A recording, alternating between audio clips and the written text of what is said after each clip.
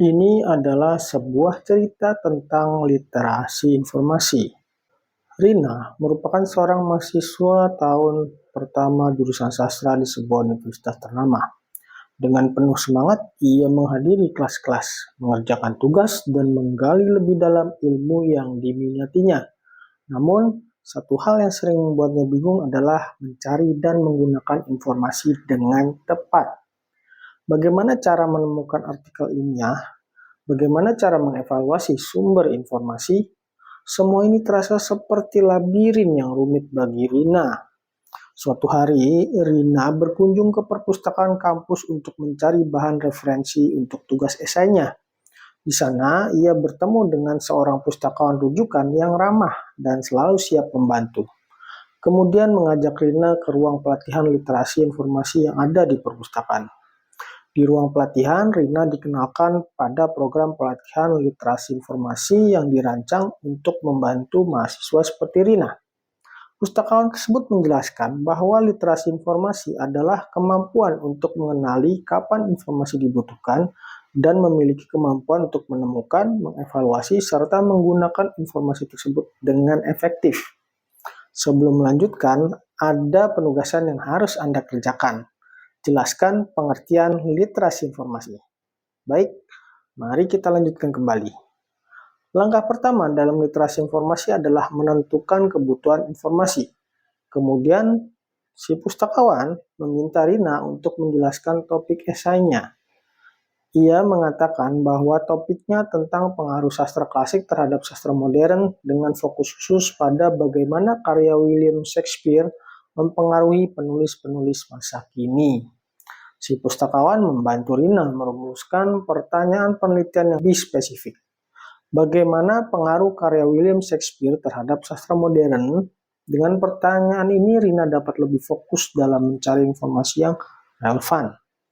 Langkah kedua adalah menemukan informasi. Si pustakawan memperkenalkan Rina pada berbagai sumber yang tersedia di perpustakaan, seperti buku, jurnal ilmiah, dan database online. Kebetulan, Rina belum pernah menggunakan database akademik seperti Gstore atau ProQuest. Jadi si pustakawan mengajarinya cara mengakses dan menggunakan database tersebut. Si pustakawan lalu menggunakan kata perpustakaan dan menunjukkan cara menggunakan kata kunci yang efektif seperti pengaruh Shakespeare pada sastra modern dan intertekstualitas dalam sastra. Dalam beberapa menit mereka menemukan beberapa buku yang relevan. Kemudian beralih ke database online untuk mencari artikel jurnal yang lebih spesifik dan terbaru. Si pustakawan menjelaskan pentingnya menyaring hasil pencarian berdasarkan relevansi dan tahun publikasi. Langkah ketiga adalah mengevaluasi informasi. Penekanannya adalah tidak semua informasi yang ditemukan valid dan dapat dipercaya. Rina harus menilai keadilan dan kredibilitas sumber tersebut. Rina diajarkan untuk memperhatikan siapa penulisnya, apakah mereka memiliki keahlian di bidang tersebut, dan di mana informasi tersebut diterbitkan. Mereka memeriksa beberapa artikel yang ditemukan, lalu si pustakawan menunjukkan cara melihat profil penulis di jurnal dan memastikan bahwa penerbitnya adalah lembaga yang terpercaya. Si pustakawan juga menekankan pentingnya memeriksa apakah informasi tersebut mutakhir dan relevan dengan topik Rina. Artikel dari jurnal ilmiah biasanya lebih dapat dipercaya daripada blog atau situs web tanpa kredibilitas yang jelas. Langkah keempat adalah menggunakan informasi.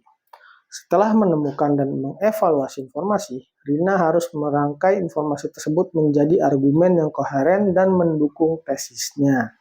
Pada langkah ini penting sekali untuk selalu mencantumkan referensi dengan benar untuk menghindari plagiarisme.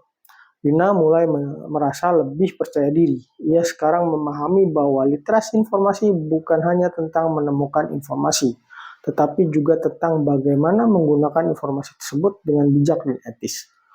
Untuk pertanyaan kedua, silahkan jawab pertanyaan berikut. Apa langkah-langkah yang diajarkan pustakawan kepada Rina untuk mengevaluasi keandalan informasi?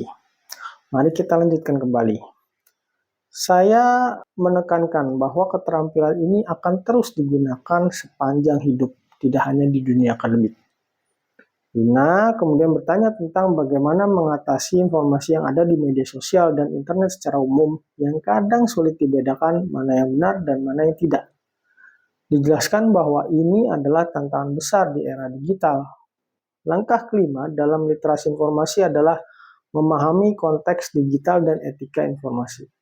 Rina diajarkan untuk selalu skeptis dan berpikir kritis terhadap informasi yang ditemui di media sosial atau situs web yang tidak dikenal. Penting untuk mencari tahu sumber aslinya, dan jika ragu, membandingkan dengan sumber lain yang lebih terpercaya. Mereka juga berbicara tentang cara memeriksa fakta, menggunakan situs pengecek fakta, dan pentingnya tidak mudah mempercayai informasi yang tidak didukung oleh bukti yang jelas. Setelah beberapa sesi pelatihan, Rina tampak lebih percaya diri. Ia sekarang tahu bagaimana mencari, mengevaluasi, dan menggunakan informasi dan efektif dan etis. Suatu hari setelah berhasil menyelesaikan esai pertamanya dengan baik, ia kembali ke perpustakaan dan mengucapkan terima kasih atas semua bantuan yang diberikan. Rina merasa seperti telah memulai perjalanan baru di dunia informasi. Melalui cerita Rina, terlihat pentingnya literasi informasi dan bagaimana menerapkannya dalam kehidupan akademik dan sehari-hari. Literasi informasi bukan hanya tentang menemukan informasi, tetapi juga tentang mengevaluasi dan menggunakannya dengan bijak dan etis. Seperti Rina, setiap orang bisa menjadi penjelajah yang berani di dunia informasi dengan panduan yang tepat dan semangat belajar yang tak pernah padam. Nah, untuk pertanyaan ketiga yaitu, mengapa literasi informasi penting bagi mahasiswa seperti Rina? Itulah tadi sedikit materi tentang literasi informasi dan total ada 3 pertanyaan untuk penugasan. Silahkan dikerjakan penugasannya dan terima kasih.